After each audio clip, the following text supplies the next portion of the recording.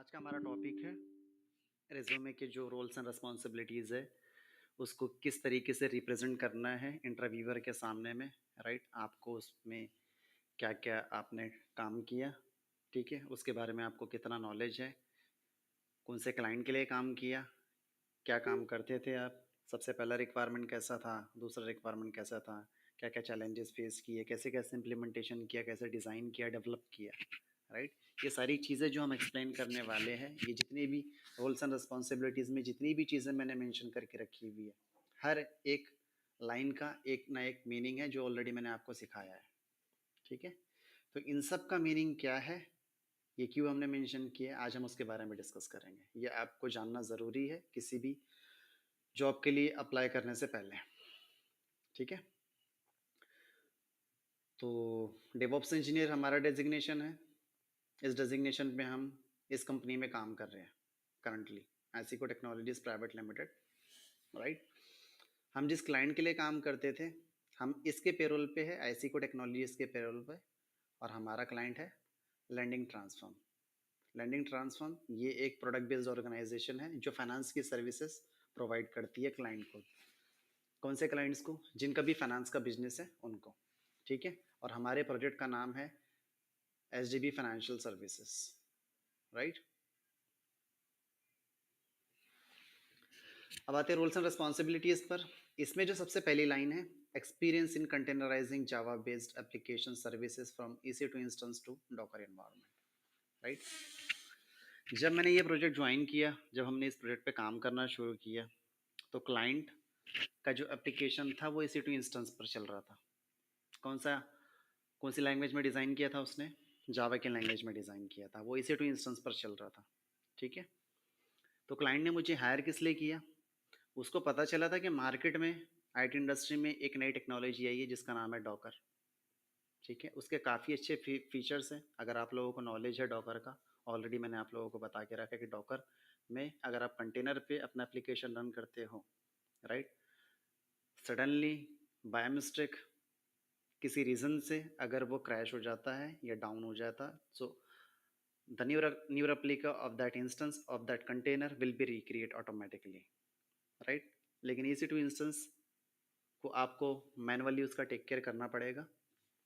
अगर वो एक बार डाउन हो जाए तो आपको मैनुअली उसको पावर ऑन करने का ट्राई करना पड़ेगा, ट्रबल शूट करना पड़ेगा कि क्यों पावर ऑन नहीं हो रहा है वो, या किसी ने उसको कुछ छेड़छाड़ करके कुछ तो नहीं किया, उसमें कर्नल बैनी वगैरह तो नहीं हुआ उसका, इस वजह से तो बूट नहीं हो रहा हो। ये सारी एक्टिविटीज़ आपको मैनुअली देखनी पड़ती थी क्लाइंट में, जब आप क्लाइंट इस एप्लीकेशन को एसी टू इंस्टेंस पर डिप्लॉय करता था और उस पर रन करता था।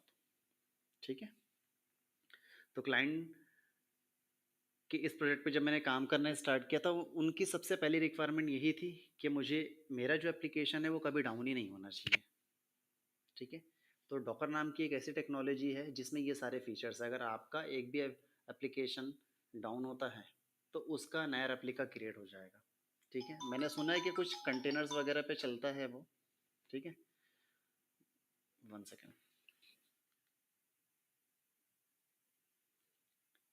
ठीक है, तो उसने मुझे पहला रिक्वायरमेंट दिया कि यार मेरा एप्लीकेशन मुझे ना कंटेनराइज करके डॉकर पे रन करना है। मैं मेरे डेवलपर को तुमको असाइन करता हूँ। ठीक है, ये डेवलपर से कोऑर्डिनेट करो, इससे बात करो कि वो एप्लीकेशन कैसे बिल्ड करता है, सर्वर पे जाके कैसे डिप्लॉय करता है। मैं गया डेवलपर के पास में और डेवलपर से पूछा, भाई तुम क्या करते हो, कैसे बिल्ड आर्टिफैक्ट इसका बनाते हो और कैसे डिप्लॉय करते हो, मेरे को एक बार डेमो दोगे, बताओगे? तो उसने बोला ठीक है, ये मेरी गिटहब रिपॉजिटरी है, यहाँ मैंने अपना एप्लीकेशन का पूरा कोड डाल के रखा। कोड डाल के रखने के बाद में अब मैं इसको डिप्लॉय कैसे करता हूँ, तो मैं मैवन यूज़ करता हूँ। मैवन से मैं बिल्ड आर्टिफैक्ट बनाता हूँ। सबसे पहले तो मैं रेपॉजिटरी को क्लोन कर लूँगा मेरे लैपटॉप पे, उसके बाद में मैवन इंस्टॉल करके रखा मैंने अपने लोकल लैपटॉप पे, लोकल सिस्टम पे, फिर वहाँ से मैं बिल्ड वॉर फाइल बना लेता हूँ। फिर हमारा एक बैशन होस्ट है AWS क्लाउड टेक्नोलॉजी पे, AWS यूज़ करते हैं हम लोग, तो उस बैशन होस्ट के /tmp फोल्डर में लोकल से मैं बैशन होस्ट पे कॉपी कर लेता हूँ। कॉपी करने के बाद में हमारे पास में 3 सर्वर फ्रंट एंड के हैं, 3 बैक एंड के हैं, 3 डिफरेंट अवेलेबिलिटी जोन्स में, ताकि एक भी अगर डाउन हो तो दूसरी जगह से हमारा एप्लीकेशन एक्सेस होते रहे। अगर एक भी डाउन होता है तो लोड बैलेंसर को जैसे ही दिखा कि वो अनहेल्दी है वो नोड, उस पर वो ट्रैफिक भेजता ही नहीं है।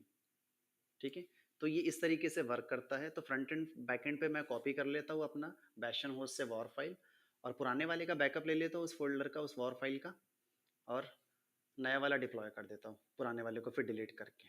बैकअप मैं पहले रखता हूँ, लेकिन उसका अगर नया वाला वर्जन नहीं चले प्रॉपरली तो मैं उसको रोल बैक कर सकूँ। ठीक है, तो ये सीन है। अभी इस तरीके से स्टेप्स हम लोग यूज़ कर रहे हैं इसको डिप्लॉय करने का। तो मैंने उनसे पूछा कि वॉर फाइल के लिए आप मैवन यूज़ कर रहे हो, ठीक है, और कोई प्रीरिक्विजिट्स है इसके लिए, और कोई necessary packages necessary libraries install करनी पड़ती है? उसने बोला नहीं, बस मेरे को जावा और टॉमकेट लगता है इंस्टॉलेशन के लिए, और डायरेक्ट जावा से कोड मेरा रन हो जाता है और टॉमकेट पर मैं डिप्लॉय कर देता हूँ। ठीक है, तो टॉमकेट पर जैसे डिप्लॉय किया मैंने तो मेरा एप्लीकेशन चलने लगता है। वॉर फाइल में वेब एप्स के फोल्डर में डाल देता हूँ। मुझे समझ गई ये रिक्वायरमेंट, ये ऑलरेडी मुझे पता था कि इसको कंटेनराइज कैसे करना है। मुझे पता है डॉकर अब ऑर्गेनाइजेशन टॉमकेट का कंटेनर देती है बना करके, आपको ऐसा नहीं है कि सेंटोस का कंटेनर लेना है, सीधा आप टॉमकेट का कंटेनर उठा सकते हो जो भी लेटेस्ट वर्जन है। सीधी सी बात है, हर बंदा लेटेस्ट वर्जन के साथ में गो ऐड करता है, क्योंकि उसका जो फीचर्स होता है उसमें बग फिक्सेस होते हैं जो 7.0.49 वाले वर्जन में नहीं है, वो शायद टॉमकेट 11 वर्जन में होगा। राइट, जैसे कि विंडोज 7, विंडोज एक्सपी आया करता था पहले, फिर विंडोज 7 आया, विंडोज विस्टा भी आया, विंडोज 10 भी आया, विंडोज 11 में भी आया। राइट, तो विंडोज 10 में जो फीचर्स नहीं थे, जो कमियां थी, उसको पूरा करके विंडोज 11 निकाला गया। राइट, पहले विंडोज 10 लॉन्च हुआ, लोगों ने उसको यूज़ करना शुरू किया, शुरू करने के बाद में अपना अपना फीडबैक सबने दिया कि यार इसमें ये फीचर्स ऐसा नहीं, ऐसा होना चाहिए था, मुझे इसमें ये भी फीचर्स ऐड करके चाहिए। यूज़र की एक्सपेक्टेशन के बेसिस पे नया वर्जन लॉन्च किया जाता है हमेशा। ठीक है, तो मुझे ऑलरेडी पता है कि टॉमकेट का कंटेनर तो डॉकर अब ऑर्गेनाइजेशन बनाती है, और मैं वहाँ से पुल कर सकता हूँ। तो मैंने लेटेस्ट वर्जन उठा के लेकर के आ गया, उसका पुल कर लिया इमेज, और उसको मैंने डॉकर फाइल में as a base image use किया। उसके बाद में मैंने मेंटेनर का इंस्ट्रक्शन एक यूज़ किया, जिसमें मैंने मेंशन किया मेरी कंपनी का नाम, cloud container technologies private limited, क्योंकि ये कंपनी इस डॉकर फाइल को मेंटेन करती है। लेबल में इस डॉकर फाइल को कौन लिख रहा है, ऑथर मेंशन कर दिया मैंने। उसके बाद में ऑथर का नाम क्या है, तो मुर्तुज़ा अंसारी, या फिर आपका नाम डेवऑप्स इंजीनियर जो हो आप, आपका नाम। राइट, देन उसके बाद में रन इंस्ट्रक्शंस। रन इंस्ट्रक्शन में क्या रहेगा, अगर देखो टॉमकेट का कंटेनर है तो ऑलरेडी उस पर जावा तो इंस्टॉल रहेगा ही रहेगा, क्योंकि टॉमकेट जो है वो भी एक जावा बेस्ड एप्लीकेशन ही है, और वो जावा पे ही बना हुआ है टॉमकेट भी।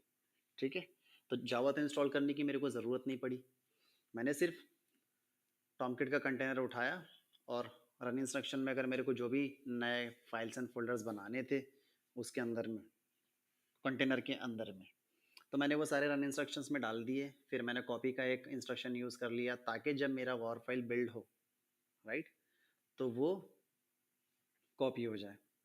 लेकिन मुझे इसके लिए क्या लगा, मुझे इसके लिए मैवन लग रहा था। ठीक है, तो मैवन भी मैंने उसमें इंस्टॉल कर लिया, उसी कंटेनर के अंदर, सेम कंटेनर के अंदर मैंने मैवन भी इंस्टॉल कर लिया। और मैवन से जैसे इंस्टॉल हुआ मैवन, तो मैवन से मैंने बिल्ड आर्टिफैक्ट बना लिया।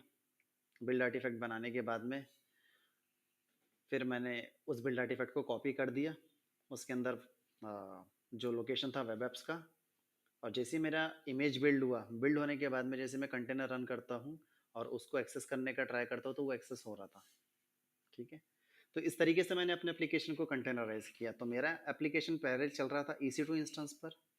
ठीक है, यहाँ से लेकर के गया मैं इस पर डॉकर पे। ठीक है, जब मैंने क्लाइंट को बताया कि सर ये तो चल रहा है, ये फ्रंट एंड तो प्रॉपरली वर्क कर रहा है अपना, उसने बोला मुर्तुज़ा मेरे पास में ना, मेरा एप्लीकेशन तो एक ही है, अभी ये तुमने एक ही सर्विस मेरी कंटेनराइज करके बता दी, ये चल रहा है, ठीक है, दैट्स फाइन, लेकिन मेरे पास में 3-4 सर्विसेज हैं, एक है फ्रंट एंड में, एक है बैक एंड में, ठीक है, और तीसरा है डेटाबेस। ये तीनों के बीच में एक दूसरे से कनेक्टिविटी होनी चाहिए। ठीक है, तो मेरे को फ्रंट एंड का तो तुमने कर दिया, मेरे को बैक एंड के लिए भी सेम करके दो, क्योंकि कोई भी बंदा, अभी तो हमको सिर्फ लॉगिन पेज डिस्प्ले हो रहा है, लेकिन क्या हम सच में अगर यूज़र नेम पासवर्ड डाले तो लॉगिन हो सकता है क्या हमारे एप्लीकेशन के अंदर? अभी तो ये जो तुमने बताया तो सिर्फ वेब पेज दिखा रहा है, अभी मैं इस पर यूज़र नेम पासवर्ड डालूंगा ना, ये लॉगिन नहीं होगा। ठीक है, यहाँ तक है तुमने कर लिया, लेकिन बैकएंड को कॉल होना चाहिए। तो फिर मैं बोला कोई प्रॉब्लम नहीं है, मैं इसको भी कंटेनराइज करके देता हूँ। मैंने बैकएंड का भी कोड लिखा, बैकएंड का भी सेम रिक्वायरमेंट था, वैसे ही डिप्लॉय होता था बैकएंड भी टॉमकैट पर EC2 इंस्टेंस के। वैसे ही मैंने डॉकर फाइल लिखी और बैकएंड का भी कंटेनर क्रिएट करके दे दिया।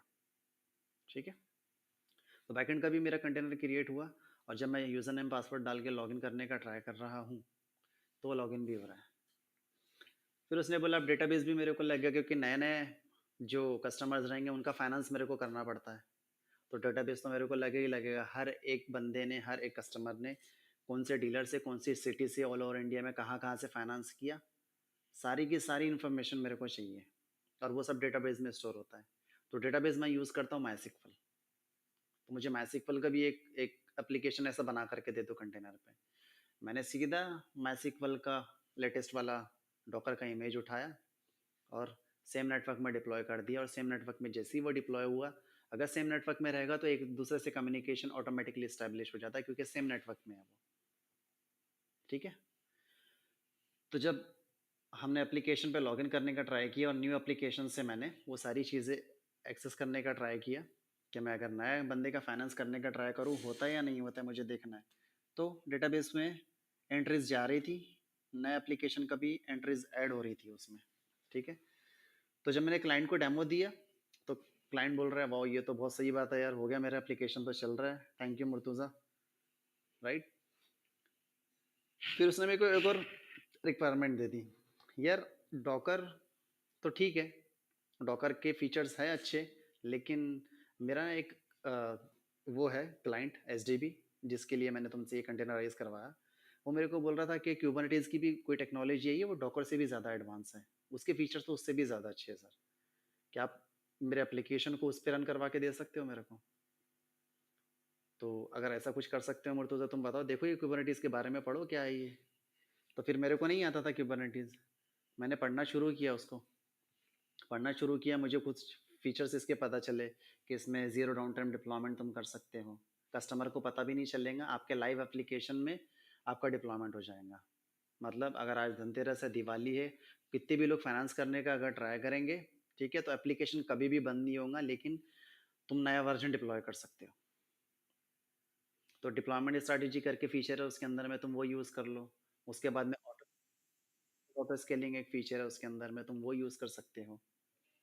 ठीक है, कि जब भी ट्रैफिक इंक्रीज हो रहा है तो ऑटोमेटिकली आपका जो एप्लीकेशन रहेगा उसके नए इंस्टेंसेस बन जाने चाहिए। इंस्टेंसेस के मीनिंग मतलब पॉड, जिसमें जिसके अंदर आपके कंटेनर्स का एप्लीकेशन रन होता है।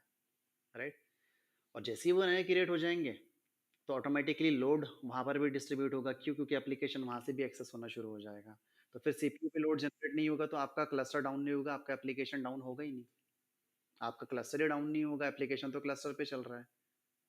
राइट, और आपका एप्लीकेशन ही अगर डाउन नहीं हुआ तो फिर बिजनेस इम्पैक्ट नहीं होगा आपका। मान लो अगर 10 मिनट के लिए भी आपका एप्लीकेशन डाउन हो जाता है, एक केस पे अगर 500 रुपीज़ चार्ज करते हो आप फाइनेंस करने का, प्रोसेसिंग फीस जो लगती है हमको फाइनेंस करने के लिए, ऑल ओवर इंडिया में अगर 25,000 लोगों ने किया होगा ऐसा, तो 500 इंटू अगर 25,000 करोगे तो 10 मिनट में कितने लाखों का नुकसान हो जाएगा उसका? 50,000, 500 इंटू 25,000, नो, 5 लाख, 12 करोड़, 5 लाख का नुकसान हो जाएगा उसका, अगर 25,000 लोगों का फाइनेंस बंद हो गया तो। हज़ारों करोड़ की तादादों में है ना शायद। यहाँ तो ये क्लाइंट नहीं चाहता कि ऐसा हो, तो बोला नहीं, क्लाइंट को कभी इतने डिटेल में नहीं समझता, मुझे सिर्फ ये सारी जो चीज़ें हैं ना, हमने ये क्यों किया, ये क्यों सीखा, ये बताने का मीनिंग है मेरा। वो इतना सब कुछ पूछेगा भी नहीं, लेकिन ये क्लियर आइडिया तुमको कंसेप्ट पता होना चाहिए कि हमने एक्चुअल में क्या किया हमारे प्रोजेक्ट के अंदर, जो किया वो किस लिए किया। हाँ, वो तो पता है तुमको कि तुमने 3 टियर एप्लीकेशन बना लिया, तुमको बनाते हुए भी आता है, तुमने एप्लीकेशन डिप्लॉयमेंट ऑटोमेट किया, वो तुमको करते भी आता है, लेकिन क्यों किया उसका रीज़न क्या है, बस ये। ठीक है, तो अगर 10 मिनट के लिए भी एप्लीकेशन डाउन हो जाता है तो कितना बिजनेस इंपैक्ट हो जाएगा, और क्लाइंट नहीं चाहता कि ऐसा होना चाहिए। तो वो बोल रहा है कि कुछ ऐसा कुछ फंक्शनैलिटी लेकर के आओ यार, ऐसा कोई फीचर मैंने सुना है कि क्यूबरनेटीज़ में है, तो देखो उसको सीखो। तो मैंने उसको सीखना स्टार्ट किया और सीखने के बाद में जैसे ही मुझे ये सारे फीचर्स दिखाई देने लगे क्यूबरनेटीज़ के अंदर में, मैं बोला sir it's okay, we will do that. मुझे कॉन्फिडेंस बिल्डअप हो गया मेरा उस पर, उसको सीखने के बाद में।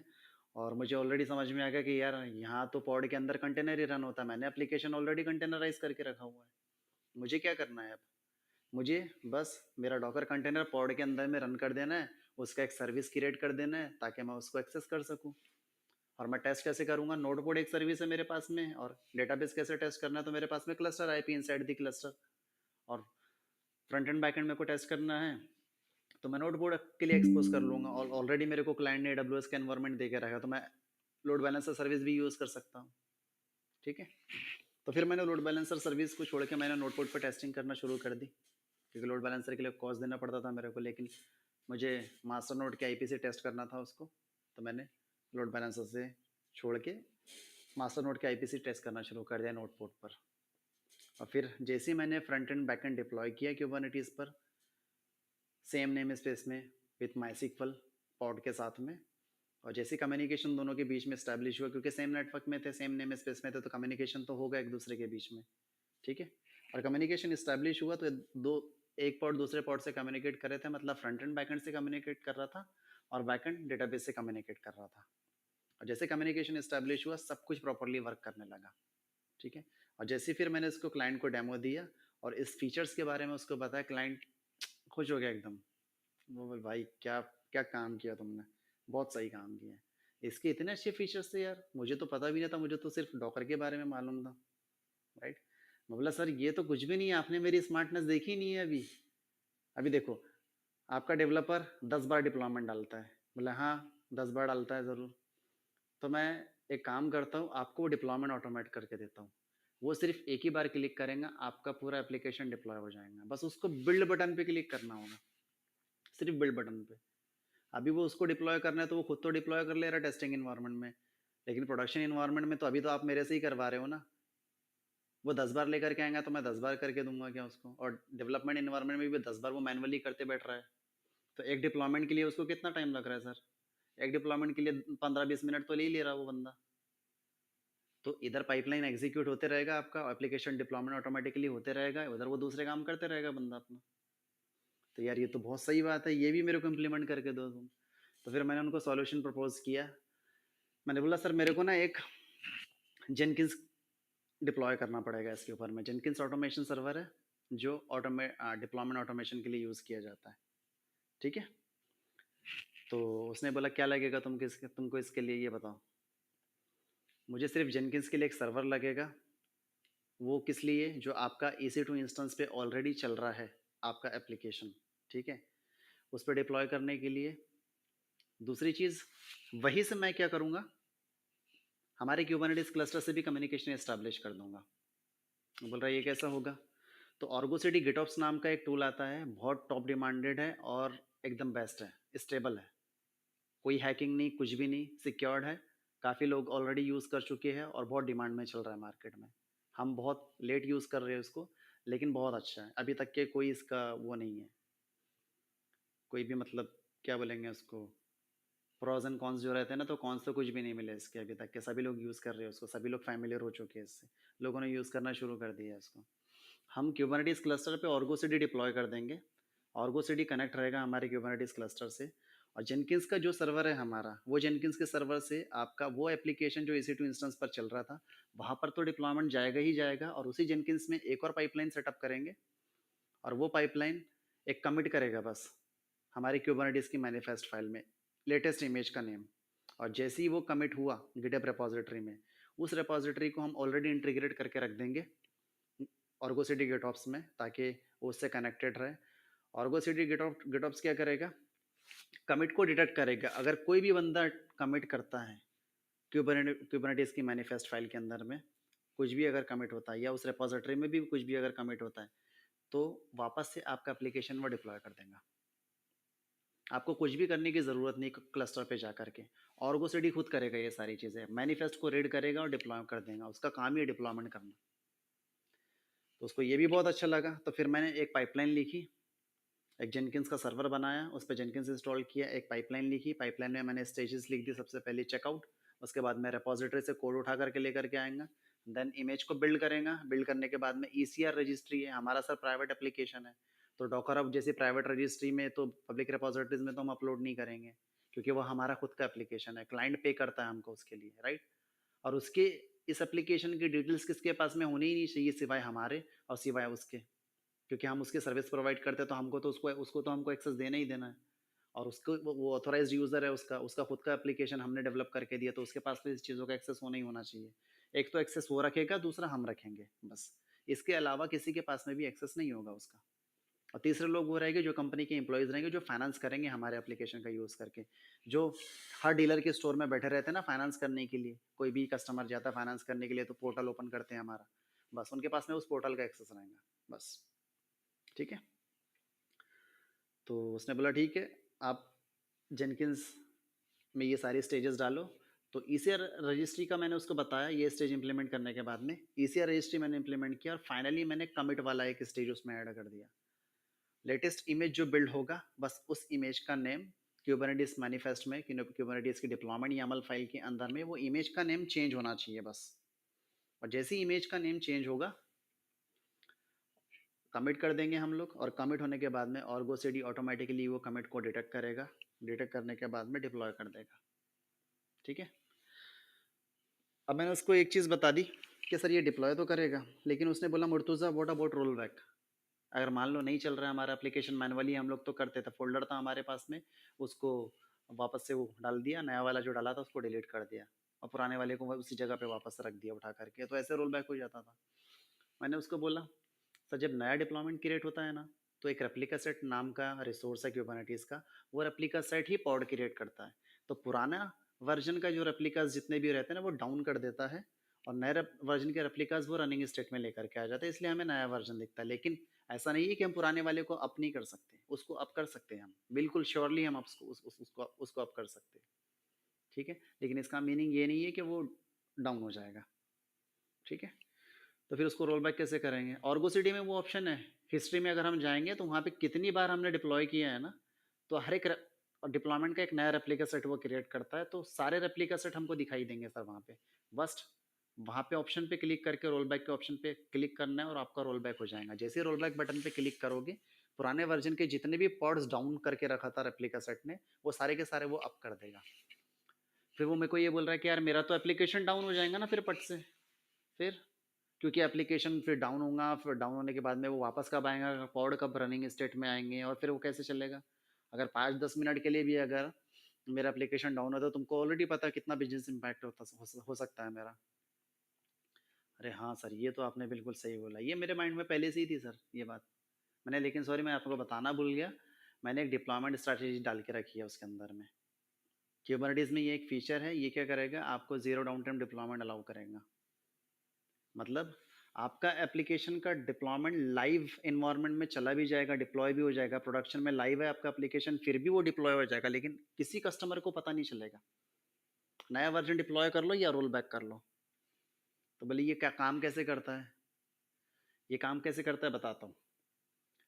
जब आपका वर्जन 1 रनिंग स्टेट में है, मान लो, उसने बोला ठीक है मान लिया, अब दूसरा वर्जन अगर मेरे को डिप्लॉय करना है, तो दूसरे वर्जन के पहले 2 नए कंटेनर्स या एक नए कंटेनर, जितने भी पॉड की आप लिमिट सेट करके रखोगे कि 2 क्रिएट होना चाहिए, 4 क्रिएट होना चाहिए, मान लीजिए हमारे एप्लीकेशन के तो अभी 6 हैं हमारे पास में, 6 में से मैं चाहता हूँ कि 2 नए पहले क्रिएट हो जाए, वो रनिंग स्टेट में आ जाए, उसके बाद में पुराने वर्जन 1 के 2 डिलीट होने चाहिए। ठीक है, और जैसे ही वो डिलीट हुए, तो नए वर्जन के फिर से 2 क्रिएट होने चाहिए, और फिर पुराने वर्जन के 2 डिलीट होने चाहिए, जैसे ही नए वर्जन के 2 नए रनिंग स्टेट में आ जाए। ठीक है, तो ये इस तरीके से काम करता है डिप्लॉयमेंट स्ट्रैटेजी। इसमें 2 तरीके की स्ट्रैटेजीज है, एक रिक्रिएट है, दूसरा रोलिंग अपडेट है। रिक्रिएट स्ट्रैटेजी हम यूज़ करेंगे सर टेस्टिंग इन्वायरमेंट में, क्योंकि वो लाइव नहीं है, वहाँ से हमको बिजनेस नहीं आता, हम एप्लीकेशन को वहाँ पे डेवलप करते हैं, बनाते हैं एप्लीकेशन को, और वहाँ पर टेस्ट करते हैं, तो हमारे सिवा उसको कोई एक्सेस नहीं करता, और वो कोई बिजनेस देता भी नहीं है हमको, वो सिर्फ हम सिर्फ अपना एप्लीकेशन को टेस्ट करते हैं वहाँ पर। रिक्रिएट क्या करेगा? रिक्रिएट स्ट्रैटेजी आपका पूरा का पूरा एप्लीकेशन के पॉड 6 हो चाहे 6000 हो, वो डिलीट कर देगा पूरे, फिर उसके बाद में नया एप्लीकेशन आपका डिप्लॉय करेगा। लेकिन रोलिंग अपडेट ऐसा नहीं करेगा। नए वर्जन के 2 पॉड या 10 पॉड आपको पहले लॉन्च करने तो वो पहले लॉन्च करेगा, उसके बाद में 2 डिलीट करेगा या 10 डिलीट करेगा, जितने भी आप मेंशन करोगे। मान लो अगर आपने 2 नए पॉड क्रिएट करना चाहते हो, 2 मेंशन करके रखा है, तो दोनों नए पॉड पहले क्रिएट होंगे, उसके बाद में 2 डाउन होंगे। देन 2 नए क्रिएट होंगे, फिर 2 डाउन होंगे। जैसे ही रनिंग स्टेट में आएंगे उसके बाद में ही वो डाउन करेगा। इससे कस्टमर को पता ही नहीं चलेगा कि आपका एप्लीकेशन डाउन हुआ है करके, और नया फीचर या आपने रोल बैक कर लिया। तो ये फीचर भी उसको बहुत पसंद आया। ठीक है, और उसको कुछ करने की ज़रूरत ही नहीं है। एक सर्वर से, एक जेनकिंस के सर्वर से दूसरे क्यूबरनेटिस क्लस्टर के कनेक्टिविटी का टेक केयर करने की भी उसको ज़रूरत नहीं है कि मेरा जेनकिंस का सर्वर क्यूबरनेटिस क्लस्टर से कम्युनिकेशन करेगा ही कैसे, राइट? अगर उसको कम्युनिकेशन इस्टेब्लिश करवाना है तो मेरे को एसएसएच के बेसिस पे करवाना पड़ता था। जेनकिंस के सर्वर से ईकेएस क्लस्टर के मास्टर नोड का एसएसएच करवाना पड़ता था, और अगर वो क्लस्टर के अंदर चला जाएगा तो फिर कितना अनसिक्योर हो गया वो मेरे लिए। कोई भी बंदा शायद उस पर लॉग इन कर ले, हैक करके कुछ कर ले, राइट? तो ये सारी चीज़ें हो सकती है। लेकिन गिटऑप्स आपने डाला, ये बहुत अच्छी चीज़ है। मतलब जिस बंदे के पास में ऑर्गो सीडी का एक्सेस रहेगा वही बंदा इसको कर सकता है। हर कोई इस पर लॉग इन नहीं कर सकता, हर कोई इस पर डिप्लॉय नहीं कर सकता उस सर्वर पर। ठीक है, तो फिर हमने उसको ये इम्प्लीमेंट करके दिया जेनकिंस में, ताकि उसका डिप्लॉयमेंट ऑटोमेट हो जाए। आज दिवाली है, आज नया 50% फ्लैट 50% का ऑफ डालूंगा, कल वापस से रिमूव करना है, क्योंकि डेली बेसिस पे तो नहीं जाएगा ना। सुबह डालूंगा या रात में 12 बजे, जैसे 12 बजेंगे, दिवाली की रात स्टार्ट हुई, जैसे मैंने डाला, और रात में अभी 12 बजे मेरे को उसको रिमूव भी करना है। तो डेवऑप्स इंजीनियर वहाँ पर बैठा रहेगा रिमूव करने के लिए, पाइपलाइन एग्जीक्यूट करने के लिए। ये 12 कब बजेंगे, दिवाली कब खत्म होगी, और जैसी दिवाली खत्म हुई उसने बिल्ड पर क्लिक किया, 12 जैसे बजेंगे बिल्ड पर क्लिक किया और सीधा रोल बैक। या तो बिल्ड से कर लेगा जेनकिन से, या तो हिस्ट्री एंड रोल बैक में जो आर्गो सीडी में हिस्ट्री में दिया रहता ना वर्जन, वहाँ से कर लेगा। और जैसे ही आपका डिप्लॉयमेंट चला गया, कस्टमर को दिखेगा भी नहीं, फ्लैट 50% ऑफ चला जाता है पट से बिल्कुल। हमें ऐसे ही दिखता है फ्लिपकार्ट पे, अमेजोन पे, अभी आया था अब भी चला गया यार, अब समझ में भी नहीं आता किसी को। ठीक है, तो उसका डिप्लॉयमेंट हमने ऑटोमेट करके दे दिया। जितनी भी बार उसको डिप्लॉयमेंट डालना था उतनी बार वो डाल सकता है, सिर्फ उसको बिल्ड पर क्लिक करने की ज़रूरत है। ठीक है, अब ये बोल रहा है कि यार देखो, मैं तो अभी तक के मेरा सर्वर जो है जिस पर मेरा एप्लीकेशन चलता था वो मैं मॉनिटर करता था किससे, क्लाउड वॉच से। एक तो यार वो चार्ज भी बहुत करता है, दूसरी चीज़ उसके फीचर्स उतने कुछ खास नहीं है कि हर एक चीज़ वो मॉनिटर कर पाए। तो ऐसा कोई मेरे को सॉल्यूशन, कोई मॉनिटरिंग टूल इंप्लीमेंट करके दे दो जिसमें बहुत अच्छे अच्छे फीचर्स हों। तो फिर मैंने बोला यार सर, मैंने तो सिर्फ जैबिक्स पे काम किया था डेटा सेंटर के इन्वायरमेंट में, मेरे को इसका तो नॉलेज नहीं है, लेकिन मॉनिटरिंग टूल क्या होता है, उस पर काम कैसे करते हैं, वो कैसे अलर्ट ट्रिगर करता है, ये सब सारी चीज़ें मेरे को मालूम है, लेकिन क्यूबरनेटीज पे नहीं किया मैंने। But still I will do R&D, I will do research and development, and I will let you know. फिर मैंने रिसर्च किया तो मेरे को दिखा वहाँ पे एक डायनाट्रेस, सॉरी क्या बोलेंगे, डेटाडॉग नाम का टूल। फिर मेरे को दिखा प्रोमीथियस और ग्राफाना नाम का टूल, राइट? और एक क्यूबरनेटिस का डैशबोर्ड भी था, लेकिन उसके फीचर्स, इनबिल्ट डैशबोर्ड है वो क्यूबरनेटिस का, लेकिन उसके उसके फीचर्स जो उतने कुछ खास नहीं लगे मेरे को जितने प्रोमीथियस और ग्राफाना के लगे। तो फिर मैंने उनको प्रपोज किया ये सॉल्यूशन कि हम लोग प्रोमीथियस और ग्राफाना इंप्लीमेंट करते हैं। फिलहाल में मैं सिर्फ इसको इंप्लीमेंट करके बताता हूँ कि ये किस तरीके से हमारे क्लस्टर को वो करेगा, मॉनिटर करेगा। इस पर इतना ज़्यादा हैंड्स ऑन नहीं है मेरा, क्योंकि मेरे लिए ये टूल नया है, ये पहली बार कर रहा हूँ मैं। ठीक है, तो मैं आपको सिर्फ इसको डिप्लॉय करके बता दूँ क्लस्टर पे, तो ये एटलीस्ट इतना तो बताएगा हमको कि कितने नंबर ऑफ नोड्स है, कितने कंटेनर्स हमने क्रिएट करके रखे हैं, कितनी कितनी सर्विसेज हमने डिप्लॉय करके रखी हुई है, राइट? ये सारी चीज़ें सर शो हो जाएंगी फिलहाल की, लेकिन ये बहुत बड़ा टूल है। हर एक सेपरेट सेपरेट फीचर को, जैसे लॉग्स मॉनिटर करना है, अगर सीपीयू यूटिलाइजेशन किसी पर्टिकुलर एप्लीकेशन का इंक्रीज हो रहा है तो पट से ईमेल आ जाना चाहिए मेरे जीमेल के आईडी पर, राइट? तो ऐसे अलर्ट्स वगैरह ट्रिगर करना है, इन सारी चीज़ों के लिए लगेगा टाइम। तो फिलहाल के लिए इसको डिप्लॉय करता हूँ और आपको डेमो देता हूँ। तो फिर मैंने इसको डिप्लॉय कर दिया। डिप्लॉय करने के बाद में फिर मैंने डेमो दे दिया क्लाइंट को। उसने जब देखा तो वाह, पसंद आया उसको। बोला यार ये तो सारी चीज़ें मॉनिटर कर रहा है, इतने तो मैंने क्लाउडवर्ज के अंदर में भी नहीं दिखा है, ये तो इवन क्लस्टर का मेमोरी यूटिलाइजेशन तक के बता रहा है। मैं EC2 इंस्टेंस का अगर मेरे को मॉनिटर करना रहा तो उसके लिए मेरे को एजेंट वगैरह इंस्टॉल करना पड़ता था। यहाँ तो क्लस्टर पे सब कुछ चल रहा है, इंट्रा क्लस्टर पूरा मॉनिटर हो जा रहा है, यहाँ पे टेंशन ही नहीं। फिलहाल के लिए मैंने सोचा सर अभी तो ये इम्प्लीमेंट कर दिया हमने और अभी हमारा क्लस्टर जो है वो रनिंग स्टेट में है, लेकिन टेस्टिंग इन्वायरमेंट में, ये लाइव प्रोडक्शन इन्वायरमेंट में नहीं गया है। ठीक है, तो इस काम को यही तक रहने दे, इस पे हम काम करेंगे बाद में। ठीक है, तो उसने बोला ठीक है। तो फिर अभी मेरे पास में एक दो रिक्वायरमेंट और है। असल में मेरा जो HDB का जो एप्लीकेशन है, ठीक है, मेरे पास में दो क्लाइंट्स और है। एक है आदित्य बिरला फाइनेंस, दूसरा है होम क्रेडिट।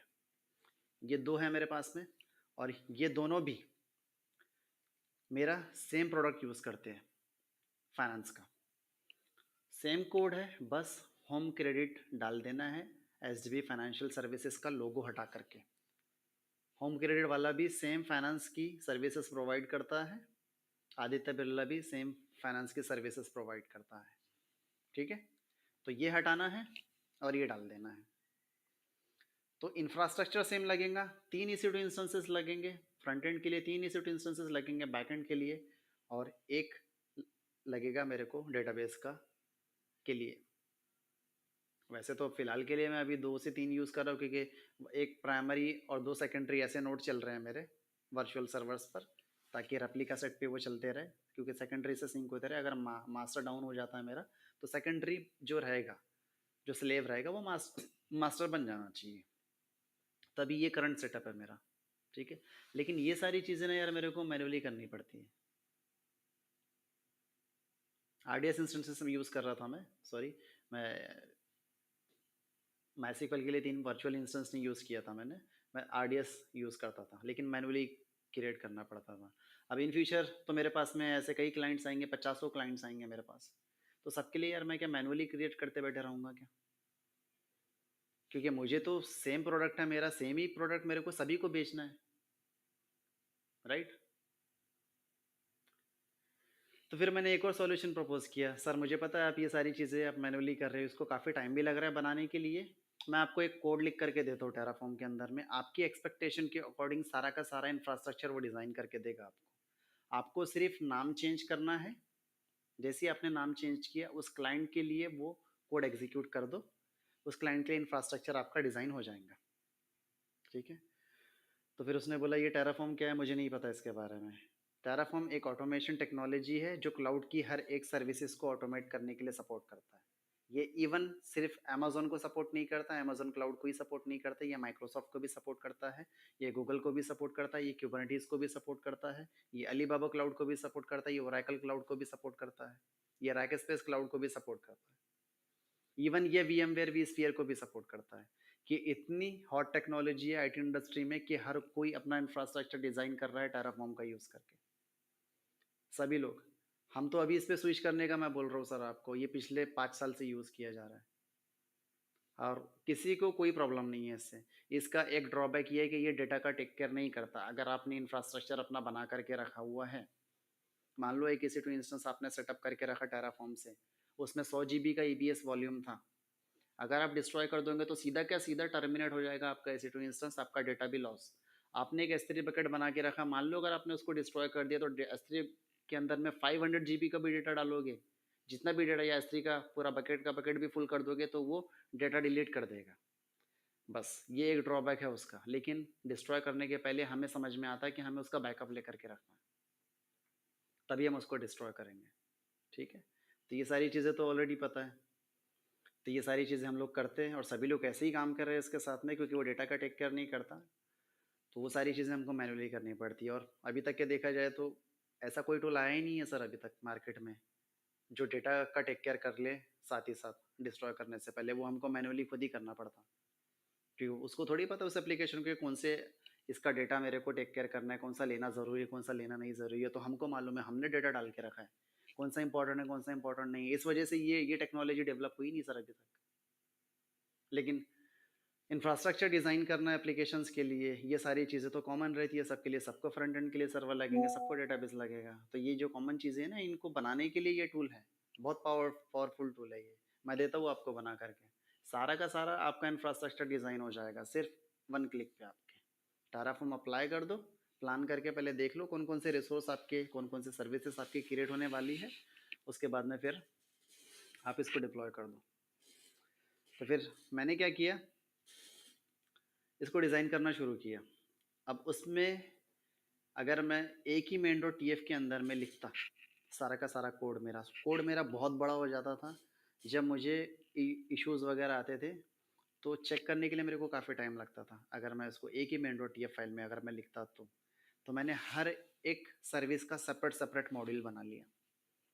वीपीसी में कुछ इशू आएगा, वीपीसी का कॉन्फ़िगरेशन अप्लाई करते समय, तो सीधा वीपीसी के मॉड्यूल में जाऊंगा।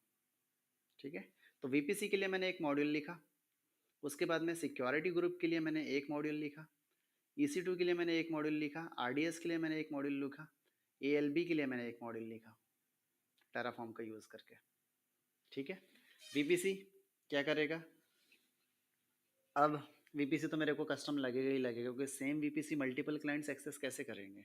अगर सेम वीपीसी के अंदर में घुस जाएंगे तो कोई भी क्लाइंट क्या करेगा, किसी भी दूसरे सर्वर को कनेक्ट करने का ट्राई करेगा, राइट। तो हर क्लाइंट के लिए वीपीसी नेटवर्क सेम नहीं होना चाहिए, अलग अलग होना चाहिए। फिर वीपीसी अलग रहेगा तो सिक्योरिटी ग्रुप कहाँ में बनेगा, सिक्योरिटी ग्रुप भी तो वीपीसी के अंदर बनेगा, EC2 भी तो वीपीसी के अंदर बनेगा, RDS भी तो वीपीसी में बनेगा, और ALB भी वीपीसी में ही बनेगा। तो पूरा का पूरा इंफ्रास्ट्रक्चर आपका सेटअप किया जाएगा, सेपरेट किया जाएगा। ठीक है, तो वीपीसी से मैंने डिज़ाइन किया था नेटवर्किंग। देन सिक्योरिटी ग्रुप मेरे को लगेंगे ही लगेंगे, किसके लिए लगेंगे, एप्लीकेशन लोड बैलेंसर के लिए। पोर्ट नंबर 80 पे एक्सेस होना चाहिए मेरा एप्लीकेशन, राइट, फ्रंट एंड, और फ्रंट एंड से बैक एंड कम्युनिकेशन होना चाहिए। 8080 पे काम करता था मेरा एप्लीकेशन, तो फ्रंट एंड के सर्वर से अगर मैं टेलनेट करने का ट्राई करूँ तो बैक एंड को टेलनेट होना चाहिए। बैक एंड से अगर मैं डेटाबेस के RDS इंस्टेंसेस को टेलनेट करने का ट्राई करूँ तो वहाँ से भी होना चाहिए, राइट। देन अब EC2 इंस्टेंस को ही अटैच किया जाएगा सिक्योरिटी ग्रुप, तभी जाके तो ये कनेक्टिविटी होगी, कनेक्शन इस्टेब्लिश होगा between front end back and database, right. तो सिक्योरिटी ग्रुप के लिए एक मॉड्यूल लिखा, ये सारी एक्टिविटी, ये सारे कनेक्टिविटी के जो रूल्स थे, इनबाउंड एंड आउटबाउंड रूल्स, ये मैंने डिफाइन कर दिया उसमें ताकि क्रिएट हो जाए। देन अब फ्रंट एंड के लिए EC2 इंस्टेंसेस लगेंगे। तो मैंने क्लाइंट को बोला, सर अभी तो हम टेस्टिंग ही कर रहे हैं ना। उसने बोला हाँ, तो 3 अवेलेबिलिटी जोन में नहीं बनाते इसको, इसको 2 में ही बनाते, नहीं तो 3 का तो पे करना पड़ेगा अपने को। उसने बोला हाँ यार, कॉस्ट सेव कर सकते हैं अपन यहाँ पर, हमको सिर्फ हाई अवेलेबिलिटी चेक करना है, राइट। उसने बोला हाँ ठीक है, हाई अवेलेबिलिटी तो चेक कर लेंगे, 2 के बेसिस पर हो जाएगा अपना काम, ठीक है 2 में ही बनाओ। तो मैंने 2 अवेलेबिलिटी जोन के अंदर ही सेटअप किया उसको, 2 फ्रंट एंड के EC2 इंस्टेंस, 2 बैक एंड के EC2 इंस्टेंस, दोनों पे प्राइवेट सबनेट में बना दिए। और प्राइवेट सबनेट के अंदर ही मैंने एक RDS लॉन्च कर दिया। 2 प्राइवेट सबनेट्स बनाए थे, 2 प्राइवेट सबनेट्स का एक सबनेट ग्रुप बनाया, उस सबनेट ग्रुप के अंदर में दोनों प्राइवेट सबनेट ऐड किए और वो सबनेट ग्रुप अटैच कर दिया RDS को। ठीक है, तो फ्रंट एंड बैक एंड और RDS तीनों भी मेरा प्राइवेट सबनेट्स में थे जिनको इंटरनेट एक्सेस अलाउ नहीं था, राइट। अब उनको इंटरनेट एक्सेस अलाउ नहीं था, होना भी नहीं चाहिए, क्लाइंट का एप्लीकेशन है, पब्लिकली एक्सेसिबल क्यों रखेंगे इसको, कोई भी बंदा पब्लिकली एक्सेसिबल तो कैसे रख सकता है इसको, कोई भी इसको कनेक्ट करने का ट्राई करेगा। जैसे मैं www.google.com डालता हूँ, वो पब्लिकली एक्सेसिबल है मेरे लिए, क्योंकि वो सर्च इंजन है, वो इसकी सर्विसेज प्रोवाइड कर रहा है कि आप कुछ भी आओ, जो लगता है मेरे से मांग लो, मैं बता सकता हूँ, जो पूछना है मेरे से पूछ लो, मैं बता सकता हूँ। लेकिन ये नहीं है ना, ये प्राइवेट एप्लीकेशन है मेरा, मेरे बिजनेस का एप्लीकेशन नहीं है, ये मैं क्यों किसी को पब्लिकली दूंगा। तो इसलिए मैंने सब कुछ प्राइवेट सबनेट्स में डाल के रखा। ठीक है, देन ALB मैंने सेटअप किया, लोड बैलेंसर मैंने सेटअप किया पब्लिक सबनेट्स में। क्यों, क्योंकि मेरा एप्लीकेशन तो एक्सेस किया जाएगा ओवर द इंटरनेट, और एक्सेस कौन करेगा, जिसके पास में इसके क्रेडेंशियल्स है, यूज़र नेम एंड पासवर्ड है इस पोर्टल के, मेरे फाइनेंस के पोर्टल के। और वो किसके पास में होने चाहिए, जो मोबाइल शॉप के अंदर में जो डीलर बैठते हैं ना, मोबाइल शॉप वाले डीलर, राइट, क्रोमा वाले, जूडियो वाले, और क्या बोलेंगे, फाइनेंस की जितने भी होम क्रेडिट, आदित्य बिरला, इनकी जितने भी जहाँ पर भी ब्रांचेज है, ये वाले बैंक वाले, राइट, टू व्हीलर फाइनेंस वाले, बस ऐसे लोगों के पास में ही इसका एक्सेस होना चाहिए, क्योंकि मैं सर्विसेज उस चीज़ों की दे रहा हूँ, प्रोवाइड कर रहा हूँ कि ये फाइनेंस कर सकें, तो उनके पास ही क्रेडेंशियल होने चाहिए। और वही लोग इसको एक्सेस करना चाहिए बस। तो अब मैं उसको तो ये तो नहीं बोलूँगा कि यार मेरे वीपीसी के अंदर में आ जाओ, ये लो एडब्ल्यूएस अकाउंट का एक्सेस वीपीसी के अंदर में आ जाओ और यहाँ से एक्सेस कर लो, राइट? ये तो मैं नहीं बोल सकता, क्योंकि मेरे को उसको बताना ही नहीं है। क्या नहीं बताना है? कि मैंने अपना एप्लीकेशन यहाँ सेटअप करके रखा हुआ है, ऐसे ऐसे सेटअप करके रखा हुआ है, तुम भी आ जाओ, तुम भी देख लो। और फिर वो धीरे से आएगा, कुछ ना कुछ करके चला जाएगा, बिजनेस इम्पैक्ट हो जाएगा उस वजह से। ठीक है, तो मैं सिर्फ क्या दूंगा उसको, उसको सिर्फ यूआरएल दूंगा। जैसे हमको यूआरएल मिलता है hdfc.com का नेट बैंकिंग एक्सेस करने के लिए, उसके सर्वर का एक्सेस नहीं मिलता कभी, ताकि मैं डेटाबेस के अंदर में जा कर के देखूं कि मेरा नाम मुर्तुज़ा अंसारी कहाँ लिखा हुआ है, मेरा अकाउंट नंबर क्या था, राइट? ये नहीं देते हमको बैंक वाले, हमको सिर्फ देते हैं यूआरएल कि यहाँ पे जाओ, ये तुम्हारा यूज़र नेम एंड पासवर्ड है, इससे तुम एक्सेस करो। एप्लीकेशन का एक्सेस देते हैं, वो भी सिर्फ हमारे अकाउंट का, बाकी किसी के अकाउंट का हम नहीं कर सकते। ठीक है, इसलिए मैंने उसको पब्लिक सबनेट में रखा। उसको पब्लिक पब्लिक सबनेट में रखने का मेरा रीज़न ये था ताकि वो पब्लिक के लिए एक्सेसिबल हो। अब मैं ये बोल रहा हूँ कि लोड बैलेंसर का जो एफक्यूडीएन होता है उसमें नाम तो रहता ही है, नाम के साथ में यार वो 1 2 3 4 5 वो जो अकाउंट का वो रहता है, अपना अकाउंट नंबर एडब्ल्यूएस अकाउंट का वो भी रहता है। तो ये अकाउंट नंबर भी लीक नहीं होना चाहिए, इवन आईपी एड्रेसेस भी लीक नहीं होना चाहिए। और दूसरी चीज़, ये इतनी बड़ी चीज़ मैं याद कैसे रखूँगा यार, ये कैसे याद रख सकता हूँ मैं ये सब, ALB-अकाउंट नंबर .loadbalancer.com, ऐसा ये क्या है ये सब? मुझे मेरे नाम से पुकारते हैं लोग, मेरे डेट ऑफ बर्थ से नहीं पुकारते। मेरा नाम याद रख सकते हैं, मेरे डेट ऑफ बर्थ याद नहीं रख सकते।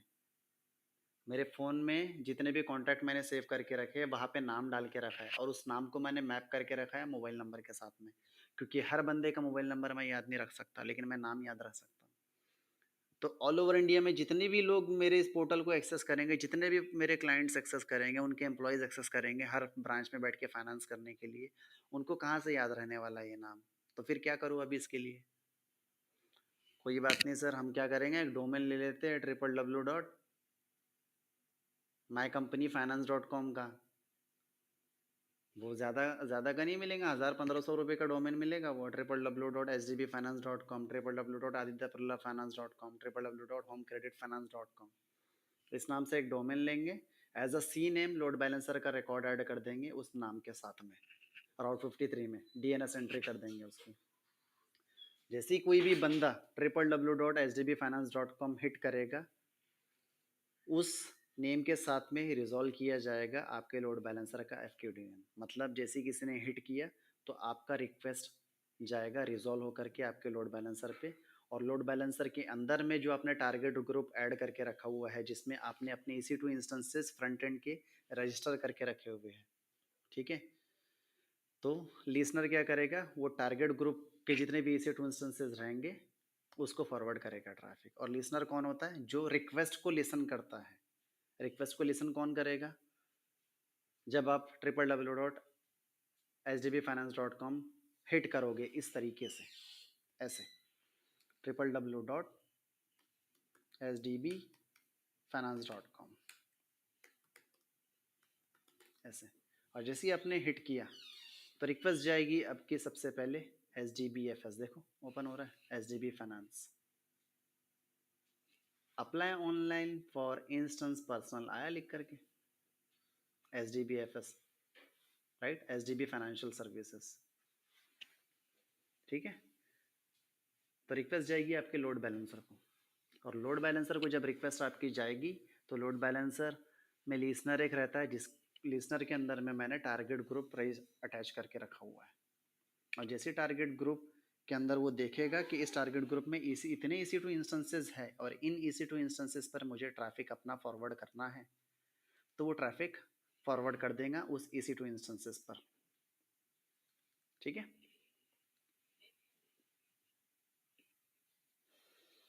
देखो, जैसे ही मैंने www.sdbfinance.com ऐसे मेंशन किया, ये SDB फाइनेंशियल सर्विसेज, ये जो एप्लीकेशन है, HDFC बैंक का लोगो दिख रहा है, HDFC बैंक का सेम लोगो है बैंक का भी। ये HDFC बैंक का फाइनेंस का कंपनी है जिसका नाम है SDB फाइनेंशियल सर्विसेज, ठीक है? ये फाइनेंस करते हैं, टू व्हीलर फाइनेंस करते हैं, फोर व्हीलर फाइनेंस करते हैं, check your credit score, e mandate registration, और क्या customer portal to manage your account, ये सारी छोटी छोटी सर्विसेज है। फाइंड नियरेस्ट ब्रांच, यहाँ पे पास में देख सकता हूँ कि H D be financial services का कहाँ पर है, कौन फाइनेंस की सर्विसेज प्रोवाइड कर रहा है, राइट। अब यहाँ पे बहुत सारी चीज़ें दी हुई हैं इन लोगों ने, इसमें हमें ज़्यादा जाने की ज़रूरत नहीं है, हमारा एप्लीकेशन नहीं है ये, ठीक है। वापस से आएंगे रिज्यूमे पे। तो मैंने ये इंफ्रास्ट्रक्चर उनको डिज़ाइन करके दिया पूरा का पूरा। जैसे ही मैंने डेमो दिया, एक क्लाइंट के लिए डिप्लॉय करके बताया, क्लाइंट फिर से खुश हो गया और मेरा सीधा बोनस डबल। मेरा 6 लाख का पैकेज था, 18 लाख का हो गया, ठीक है। ट्रिपल हो गया, ट्रिपल हो गया, सॉरी। इतनी खुशी हो गई कि मैं डबल ट्रिपल को डबल बोलने लग गया, बताओ।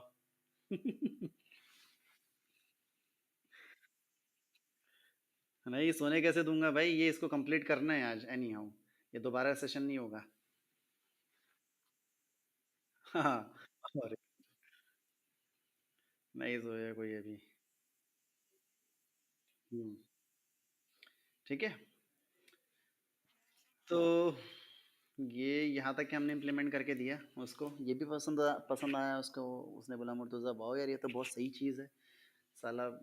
मेरे को कितने घंटे लग रहे थे इसको बनाने के लिए, चेक करने के लिए। अभी तो मैं बस टेराफॉर्म अप्लाई कर रहा हूँ और विद इन 10 मिनट्स के अंदर में ये मेरा infrastructure, with in 5 minutes, 10 minutes भी नहीं बोल पा रहा हूँ मैं, विद इन 5 मिनट्स के अंदर में ये मेरा एप्लीकेशन का जितने भी सर्विसेज है पूरी की पूरी बना के दे रहा है मेरे को। बस मुझे क्रॉस वेरीफाई करना है, वो भी एक ही बार क्रॉस वेरीफाई करूंगा ना, जब पहली बार डिप्लॉय कर रहा हूँ। एक बार इसे प्रॉपरली डिप्लॉय कर दिया, बाकी दूसरे क्लाइंट के लिए मुझे ये टेक केयर करने की ज़रूरत ही नहीं, क्योंकि मुझे पता है ऑलरेडी ये वैसे ही बनेगा। एक बार देखा है जैसे वैसे सेम। तो विद इन 5 मिनट्स तुमने करके दे दिया ये काम। मैं बोला सर ये तो कुछ भी नहीं है, आपने मेरी स्मार्टनेस देखी ही नहीं है। अभी मैं इसको भी ऑटोमेट कर देता हूँ, ये जो काम हो रहा है ना आपका, टेराफॉर्म अप्लाई, टेराफॉर्म वैलिडेट से सिंटैक्स चेक करना, टेराफॉर्म इनिशियलाइज करना ताकि प्लगइन्स डाउनलोड हो जाए और आपका कोड एग्जीक्यूट होना शुरू हो जाए उन प्लगइन्स के बेसिस पर। तो बोले यार ये कौन सी नई चीज़ बता रहे हो तुम अभी, ये इंटरेस्टिंग तो लग रही है मेरे को, लेकिन ये होगा कैसे। बताता हूँ ये कैसे होगा। अभी देखो मैंने हमने क्या किया था, जेनकिंस में एक पाइपलाइन बनाई थी। उसने बोला हाँ ऑटोमेटिकली डिप्लॉय होता था उससे, याद है। बोले हाँ लेकिन तो वो क्यूबरनेटिस पे करते थे ना, ये टेराफॉर्म को कैसे एग्जीक्यूट करेंगे अपन उससे। अरे यही कमांड डाल देंगे सर, उसमें स्टेजेस बना देंगे अपन। अपन क्या करते हैं, टेराफॉर्म का पूरा कोड जो है ना एक रेपोजिटरी पे रख देते हैं। जेनकिंस ऑलरेडी रिपोजिटरी से कोड उठाता था हमारे जावा एप्लीकेशन का, तो टेराफॉर्म का भी उठाएगा ना। उसने बोला हाँ यार ये तो उसको भी क्लोन करके ला सकता है। बोला, हाँ बिल्कुल ला सकता है। और पाइपलाइन जब उसके लिए लिख सकते हैं और उसके अंदर कमांड्स मेंशन कर सकते हैं, तो इसमें क्यों नहीं कर सकते। बोले हाँ उसमें भी कर सकते हैं फिर तो बनाओ यार, ये तो बिल्कुल सही हो जाएगा। अब सर इसमें दो चीज़ें रहेंगी देखो, इसमें एक तो अप्लाई करो या तो डिस्ट्रॉय करो। हाँ। उसने बोला ठीक है, कस्टमर को ये डेमो तो दे देंगे अपन कि इंफ्रास्ट्रक्चर ऐसे डिज़ाइन कर रहे हैं, एप्लीकेशन ऐसे डिप्लॉय हो रहा है। मान लो अगर वो हमारे पास में नहीं आता, तो उसका ये जो इन्वायरमेंट है जो बना करके रखा है टेराफॉर्म का यूज़ करके, उसको डिलीट भी तो करना पड़ेगा ना। हाँ डिलीट भी करना ज़रूरी है। और टेस्टिंग इन्वायरमेंट के लिए भी बनाया अगर अपन ने, तो टेस्ट हो गया एक बार, तो कब तक के उसको रखेंगे भी अपन। मैनुअली डिलीट करने के लिए बैठेंगे तो उसको काफ़ी टाइम लगने वाला है। तो डिस्ट्रॉय का जो ऑप्शन है, जो टेराफॉर्म डिस्ट्रॉय अपन करते थे, उसको भी इसी में डाल देंगे। तो बोले ठीक है इसको भी इम्प्लीमेंट करो। फिर मैंने वहाँ पे दो पैरामीटर्स डिफाइन किए, एक था अप्लाई, एक था डिस्ट्रॉय। अगर अप्लाई करना रहेगा, टेराफॉर्म से इंफ्रास्ट्रक्चर बनाना रहेगा तो ही बनेगा, और टेराफॉर्म से इंफ्रास्ट्रक्चर डिस्ट्रॉय करना रहेगा तो डिस्ट्रॉय वाला ऑप्शन सेलेक्ट कर लूँगा, और जैसे ही बिल्ड बटन पे क्लिक करूँगा तो डिस्ट्रॉय हो जाएगा मेरा टेराफॉर्म का पूरा इंफ्रास्ट्रक्चर। तो फिर मैंने एक पाइपलाइन लिखी। वो पाइपलाइन क्या करती थी, सबसे पहले इन्वायरमेंट डिफाइन करती थी, सॉरी एक्शन डिफाइन करती थी, अप्लाई और डिस्ट्रॉय। ठीक है, जिसको मैं पूरी की पूरी स्टेजेस में अप्लाई करता था, यूज़ करता था उन एक्शंस को। अगर आप अप्लाई करना चाहते हो तो जहाँ भी अप्लाई से रिलेटेड स्टेजेस रहेंगे, जैसे टेराफॉर्म प्लान, ठीक है, तो उसमें भी अप्लाई से रिलेटेड स्टेजेस रहेंगी, तो वो अप्लाई का पार्ट हो गया। ठीक है। Then Terraform apply auto approval के लिए, तो पहले जब अप्लाई होगा, हाँ प्लान होगा, हम देखेंगे पहले पूरे प्लान का आउटपुट चेक करेंगे कि क्या ये क्रिएट करने वाला है।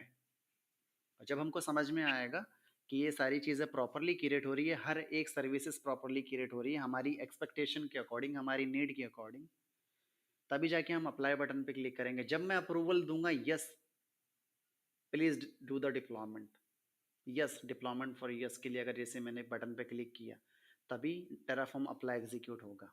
अदरवाइज तब तक के वो होल्ड पे रहेगा जब तक मैं उसको अप्रूवल नहीं दूंगा तब तक। तो मैंने टेराफॉर्म वैलिडेट, सबसे पहले Terraform initialize, then Terraform validate, syntax check करने के लिए कि कोड में कुछ इश्यू तो नहीं है ना। अगर मान लो कोई और बंदा है जिसके पास में भी टेराफॉर्म की रिपोजिटरी का एक्सेस था, उसने कोड में कुछ भी छेड़छाड़ कर दी तो डायरेक्टली मैं प्लान कैसे चला लूँ? पहले सिंटैक्स तो चेक करूँ कि सब कुछ प्रॉपरली है या नहीं है, राइट। फिर टेराफॉर्म वैलिडेट में चलाऊँगा सिंटैक्स चेक करने के लिए, उसके बाद ही मैं टेराफॉर्म प्लान चलाऊँगा। फिर टेराफॉर्म प्लान से मैं ये भी तो चेक करूँगा कि सब कुछ प्रॉपरली क्रिएट हो रहा है या नहीं हो रहा है ना। भले ही किसी ने अगर उसके अंदर में कोई गड़बड़ नहीं करी हुई कोड के अंदर, लेकिन हो सकता है कि कोई एक रिसोर्स का ब्लॉक उसने डिलीट कर दिया हो, तो मुझे चेक तो करना है उसके अंदर में। अगर वो रिसोर्स का ब्लॉक ही डिलीट हो जाएगा तो जब मान लो AWS सबनेट वाला ब्लॉक ही अगर उसने डिलीट कर दिया तो सबनेट ही नहीं बनेगा ना मेरा VPC से। तो फिर और सबनेट के बेसिस पे तो बाकी के सारे रिसोर्स डिपेंडेंट है मेरे। तो प्लान से मैं सारी चीज़ें पहले चेक भी कर लूँगा कि क्या क्रिएट होने वाला है, और पूरा प्लान पहले रिव्यू करूँगा, उसके बाद में यस डिप्लॉयमेंट अप्रूव पे क्लिक करूँगा, तभी जाके वो डिप्लॉयमेंट होना चाहिए। तो मैंने वहाँ पे एक इनपुट मैसेज डाल दिया कि जब आपको यूज़र जो एग्जीक्यूट कर रहा है पाइपलाइन, वो जब तक अप्रूवल नहीं देगा तब तक के टेराफॉर्म अप्लाई नहीं करना है, ठीक है। और जैसे ही उसने अप्रूवल दिया तब जाके हम टेराफॉर्म अप्लाई करेंगे, टेराफॉर्म प्लान रिव्यू करने के बाद, ठीक है। उसने बोला, क्लाइंट ने बोला यार ये तो ठीक है, ये सारी स्टेज प्रॉपरली चल रही है, ये बढ़िया किया तुमने, लेकिन what about Terraform destroy, destroy पे भी तो ये सारी चीज़ें डालनी पड़ेंगी ना। बोला हाँ ये भी डाल देते हैं सेम। तो वो बोल रहा है कि यार टेराफॉर्म डिस्ट्रॉय के लिए तो तुमने कभी मेरे को बताया नहीं कि क्या क्या डिस्ट्रॉय होने वाला है, वो हमने कभी देखा नहीं, हमने सिर्फ Terraform destroy hyphen auto hyphen approve देखा। तो सर उसी कमांड में है टेराफॉर्म प्लान हाइफन डिस्ट्रॉय, लगाओगे तो वो डिस्ट्रॉय क्या करने वाला है उसका आउटपुट दिखा देता है। अच्छा ये भी है क्या, ठीक है इसका भी स्टेजेस डालो। फिर मैंने वो भी डाला, और जो इंफ्रास्ट्रक्चर मैंने बनाया था पहली बार अप्लाई करके एग्जीक्यूट करके पाइपलाइन, वही सेम इंफ्रास्ट्रक्चर मैंने डिस्ट्रॉय के लिए भी उनको एग्जीक्यूट करके बता दिया। तो Terraform plan for apply, Terraform plan for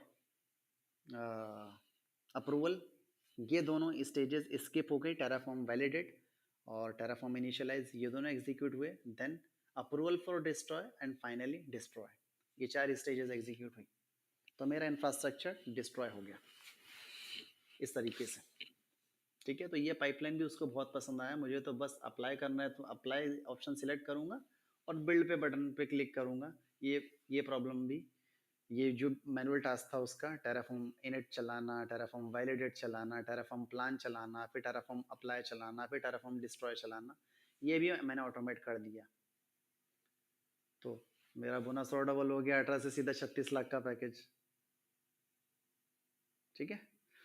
अब मुझे वो ये बोल रहा है कि मुर्तुज़ा क्लाउड पे तो मैं अभी अभी गया हूँ, 6 महीने हुए मुझे बस क्लाउड पे जाने के लिए, और उसमें भी बहुत पैसा खर्चा करना पड़ा यार मेरे को क्लाउड पे जाने के लिए भी, और 6 महीने में बहुत पैसा डाल दिया मैंने इसके अंदर में। लेकिन मेरे पास में ना ऑलरेडी मेरा डेटा सेंटर इन्वायरमेंट है, उसका मैंने एक्सेस तुमको दिया नहीं, उस पर काम दिया नहीं है अभी तक के। मैं जिस भी कस्टमर को डेमो देता हूँ ना, मेरे पास ऑलरेडी सर्वर्स है बने हुए, मुझे डेमो देना है तो मैं AWS के इन्वायरमेंट में अपना इंफ्रास्ट्रक्चर क्यों बनाऊँ, क्योंकि वहाँ तो मुझे रेंट पे करना है, और ये तो डेमो क्या है क्योंकि मुझे कुछ बिलिंग आ नहीं रहा है वहाँ से, राइट। तो मैं वहाँ पे क्यों बनाऊँ अपने सारे के सारे, मैं उसको बनाता हूँ मेरे डेटा सेंटर में। डेटा सेंटर में मेरे सारे सर्वर्स मैंने खुद खरीद के रखे हैं, मैन पावर भी मेरे पास में, नेटवर्क इंजीनियर्स मेरे पास में, सिस्टम एडमिनिस्ट्रेटर्स भी है मेरे पास में, लिनक्स एडमिनिस्ट्रेटर्स भी है मेरे पास में, बढ़िया। मेरे पास में एक फ्लोर की लैब है, उसमें कई मैंने सर्वर सेटअप करके रखे, करोड़ों रुपए के सर्वर्स हैं मेरे पास में वो। लेकिन कैसा है कि ये सारी चीज़ें मेंटेन करने के लिए मेरे को इंजीनियर्स को बैठाना पड़ा, उनका कॉस्ट अलग से जा रहा है, AC का बिल जा रहा है, इलेक्ट्रिसिटी का बिल जा रहा है उसको मेंटेन करने के लिए, नेटवर्क के इक्विपमेंट्स, फायरवॉल, ये सब कुछ लग रहा है, प्लस सिक्योरिटी से रिलेटेड इथिकल हैकिंग, ये सब जो चीज़ें चलती है उसके लिए भी मेरे को देखना पड़ता है, क्लाउड फ्लेयर, ये सब कुछ मैंने लेके रखा है। तो अभी मेरे पास में खुद का डेटा सेंटर इन्वायरमेंट है, उसी पे डेमो देता हूँ जिसको भी देता हूँ। लेकिन वहाँ पर भी ना सेम चीज़ है यार, वो मैनुअली वॉर फाइल बनाओ, सर्वर मेरे को तो ठीक है, मैं वो तो मैं क्लोन कर लेता हूँ बोलना, उसमें जावा ऑलरेडी इंस्टॉल करके मिलता है। सेंटोस एक बार मैंने इंस्टॉल करके रख दिया मेरा VMware vSphere में, जो मेरा हाइपरवाइजर है क्लस्टर पे डिप्लॉय किया हुआ, उस पर मैंने एक टेम्पलेट बना के रख दिया सेंटोस का। बस मैं क्लिक कर लेता हूँ, राइट क्लिक करके क्लोन हो जाता है वो, और उसी पे मैं डेमो दे देता हूँ। लेकिन फिर से मेरे को कैसा वो वॉर फाइल बिल्ड करना, क्लोन करना, और फिर डिप्लॉय करना टॉमकैट इंस्टॉल करने के बाद में, ये जो 3-4 जो स्टेप्स हैं मेरे, वो स्टेप्स मेरे को करने पड़ते हैं मैन्युअली। क्या तुम इसको भी ऑटोमेट करके दे सकते हो? लेकिन यार वहाँ पे मैं ऐसा कोई जेनकिन सर्वर नहीं देने वाला मैं तुम्हारे को, क्योंकि वो जेनकिन सर्वर का ऐसा है कि उसको मेंटेन करने के लिए भी बंदे को उस चीज़ का नॉलेज चाहिए। ऐसा कुछ मतलब है कोई दूसरा टूल यूज़ कर सकते हैं हम लोग? जेनकिंस के लिए देखो मेरे को अलग से सर्वर देना पड़ेगा तुमको, ठीक है, प्लस उसका बैकअप भी मेरे को मेंटेन करना पड़ेगा। मान लो अगर जेनकिंस डाउन हो जाता है तो पाइपलाइन कहाँ से एग्जीक्यूट करूंगा मैं? क्रैश हो जाता है जेनकिंस तो पाइपलाइन कहाँ से एग्जीक्यूट करूंगा मैं? है ना? तो यार ये तो बात बहुत क्रिटिकल है सर, ये आपने सही बोला है, ठीक है। लेकिन कैसे है कि मास्टर और स्लेव नोड हम लोगों को लग सकते हैं, स्लेव नोड हम एक बना सकते हो कि मास्टर अगर डाउन हुआ तो स्लेव से हम लोग जेनकिंस का बिल्ड एग्जीक्यूट कर सकते हो। लेकिन यार फिर से मेरे को सर्वर लग रहा है ना उसके लिए, और मेरे पास में उतना रिसोर्स मैं देना ही नहीं चाहता ऑलरेडी, क्योंकि ऑलरेडी मेरे क्लाइंट उस पर भी चल रहे हैं यार, उसमें ऑलरेडी रिसोर्स पता है क्या काम है मेरे पास में। मैं नए सर्वर्स और नहीं क्रिएट करना चाहता उसमें, क्योंकि कुछ नए क्लाइंट्स मेरे पास में आ जाए जो क्लाउड का बिलिंग अफोर्ड नहीं कर सकते, रेंट नहीं पे कर सकते, उतना उतना चार्ज नहीं दे सकते मेरे को, तो उनके लिए मेरे को रखना है वहाँ पे रिसोर्स अवेलेबल, ताकि उनको मैं सर्वर्स बना करके देते जाऊँ। मेरे पास में जो भी एप्लीकेशन डेमो का जो एप्लीकेशन रहता है मेरा, ठीक है, क्या तुम वहीं पे सारी चीज़ें कर सकते हो ऑटोमेटिकली एक ही सर्वर पे? या मेरे पास में एक एक सर्वर है, जम सर्वर कहते हैं उसको, ठीक है, वहाँ से मैं लॉगिन करता हूँ बाकी जितने भी सर्वर्स हैं ना मेरे क्लाइंट के वहाँ पर, और उसी सबनेट्स के अंदर में मेरे डेमो के सर्वर भी लॉन्च होते हैं उसी सबनेट्स में। तो तुम क्या उस पर कुछ डाल के दे सकते हो, लेकिन मेरे को जेनकिंस नहीं डालना है यार उस पर, क्योंकि जेनकिंस में पाइपलाइन बनानी पड़ती है, और जेनकिंस किसी रीज़न से अगर चला गया तो उसका बैकअप मेंटेन करो, उसका एजेंट अगर मैं लॉन्च करता हूँ तो एजेंट के लिए नया सर्वर भी मेरे को लगेगा। तो मैं बोला सर यहाँ पे हम लोग यूज़ करेंगे एनसिबल, एनसिबल यूज़ कर लेते हैं। एनसिबल में जस्ट एक फाइल रहेंगी प्लेबुक वाली, जिसका बैकअप हम लोग एक रेपोजिटरी में अपलोड करके रख लेंगे। गिटअप तो अपन यूज़ करते ही है, उसने बोला हाँ यूज़ करते हैं। उसमें हम लोग रोल्स क्रिएट कर लेंगे, कुछ फोल्डर्स के ही रहेंगे उसमें, वो कुछ फाइल्स रहेंगी, बस वो एग्जीक्यूट हो जाएगा आपका प्लेबुक। मैं वो प्लेबुक लिख करके देता हूँ आपको, आपका रेपोजिटरी से गिट रेपोजिटरी से जावा बेस्ड एप्लीकेशन उठा करके लेकर के आएगा, उठा करके लेकर के आने को क्लोन करने के बाद में उसका बिल्ड आर्टिफैक्ट बनाएगा मैवन का यूज़ करके। बिल्ड आर्टिफैक्ट क्रिएट होने के बाद में वो उस वॉर फाइल को डिप्लॉय भी करेगा।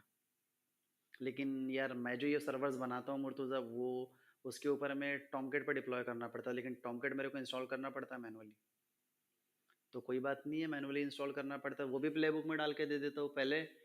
तो वो टारगेट नोड्स पर जाएगा जिस पर आप डेमो देते हो, उस पर वो पहले जाकर टॉमकेट इंस्टॉल करेगा, वापस से आएगा मास्टर नोड पर जहाँ पर एनसिबल इंस्टॉल्ड है, वहाँ पर क्लोन करेगा, फिर बिल्ड आर्टिफैक्ट बनाएगा, फिर वापस से जाएगा टारगेट नोड्स पर जिस पर एप्लीकेशन आपका डिप्लॉय करना है, और वहाँ पे जाकर डिप्लॉय कर देगा। बस आपको उसका पब्लिक आईपी हिट करना है ब्राउज़र में, और आपका एप्लीकेशन लाइव। तो बोला ठीक है चलो करो इसको इम्प्लीमेंट करो। फिर मैंने उसको ये भी प्ले बुक लिख करके दे दिया, बस उसको Ansible hyphen playbook hyphen i inventory का नेम मेंशन करना है, और प्ले बुक डॉट यामल जैसे ही वो एग्जीक्यूट करेगा ये फाइल को, ये पूरा का पूरा टास्क उसका ऑटोमेट हो जाएगा, उसको कुछ भी करने की ज़रूरत नहीं, ठीक है। तो प्लेबुक आपका जम सर्वर वो होता है क्लाउड की लैंग्वेज में उसको कहते हैं बैशन होस्ट, और डेटा सेंटर की लैंग्वेज में कहते हैं उसको जम सर्वर। वो सर्वर पब्लिकली एक्सेसिबल होता है, जैसे बैशन होस्ट पब्लिकली एक्सेसिबल होता है। वहाँ से हम बाकी के सर्वर्स एक्सेस कर सकते हैं डायरेक्टली, जो प्राइवेट सबनेट्स में होते हैं, जो बाहर से एक्सेस नहीं होते, जो उस सर्वर के थ्रू एक्सेस होते हैं, ठीक है। तो मैंने वहाँ पे डाल के रख दिया एनसिबल को जम सर्वर पर, और वहाँ से मैंने डिप्लॉय करना शुरू कर दिया। अब कोड मैंने ऑलरेडी पुश करके रख दिया था एक रेपोजिटरी में, एनसिबल के नाम की रेपोजिटरी मैंने बना ली, और वहाँ पे कोड मैंने पुश करके रख दिया, और जो भी चेंजेस करने रहते थे मेरे को वहाँ कर देता था, और क्लोन करके ला लेता था मैं। और फिर वहीं से जब भी डेमो देना रहता था कस्टमर को, इधर टेम्पलेट क्लोन करके मिल जाते थे मेरे को सेंटोस के, मैंने बस आईपी मेंशन किया इन्वेंट्री में, और प्लेबुक एग्जीक्यूट करते गया। इस तरीके से उनका डेमो एप्लीकेशन का डिप्लॉयमेंट मैंने पूरा का पूरा ऑटोमेट कर दिया। ठीक है, तो हमारा पहला रिकॉर्डिंग यहाँ पर कंप्लीट होता है, दूसरा स्टार्ट करेंगे।